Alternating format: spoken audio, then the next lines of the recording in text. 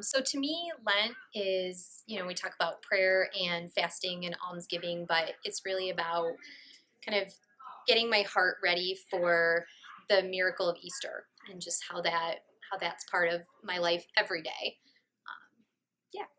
So Lent basically means to me a time where I can spiritually connect with Jesus and do what he did, which is sacrifice, give up, and basically just connect with his relationship with his Father and just dedicate his time to realize that Christ in our religion is the most important. Lent means to me that I am sacrificing in order to appreciate Jesus' sacrifice for us. I like to give things up for Lent to help me appreciate what we're blessed with. Lent means strengthening my relationship with God and just praying more and becoming closer with Him. To me, Lent is a time to prepare yourself for Jesus rising from the dead. It means a lot to me. I think it means a lot to me as a Christian to know the sacrifice that Jesus made for my life and for my salvation. And I try to honor him by making sacrifices in preparation for Easter. To me, Lent is a time to have a constant reminder of Jesus in our life. So it's something that every time you go to do something, whether it be, for me, it's eating chocolate. Like whenever I crave chocolate, that's usually what I give up. And it's a constant reminder to me that God is in my life and He's present. I like to give stuff up for Lent to appreciate what Jesus did for us, like he died for us and gave up his life for us, so giving stuff up helps me appreciate that. Lent is a time for me to show my appreciation for Jesus' sacrifice by sacrificing something of my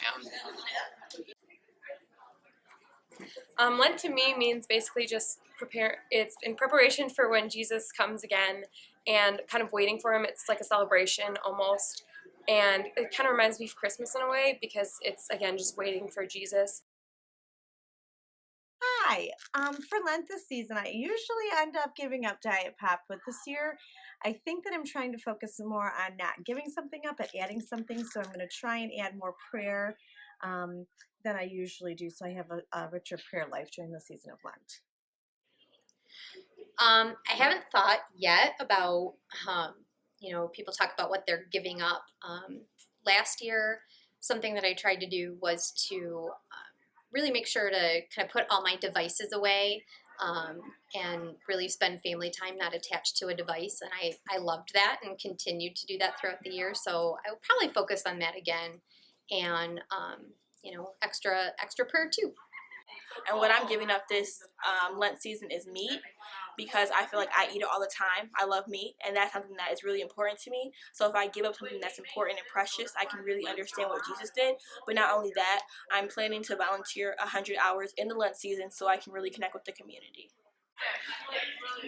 I'm going to give up pop for Lent. For Lent this year, I'm going to be giving up Netflix. This Lent, I'm going to give up shopping too much and focus more on praying more. I'm giving up caffeine for Lent.